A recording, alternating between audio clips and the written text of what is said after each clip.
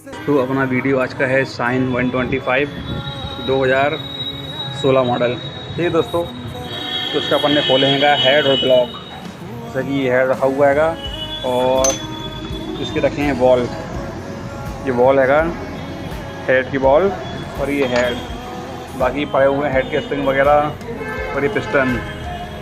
उसमें क्या हो रहा है, गाड़ी खा रही है ऑयल, इंजन ऑयल ख़त्म हो जाता है और धुआं मार रही है तेज़, बहुत तेज़ प्लग पे ऑयल आ रहा है। ठीक है दोस्तों, और ये रहा अपना ब्लॉक वगैरह इसका। तो अपन इसमें क्या करेंगे, अपन 25 नंबर डलवा देंगे पिस्टन, क्योंकि ये खुल रहा है फर्स्ट टाइम।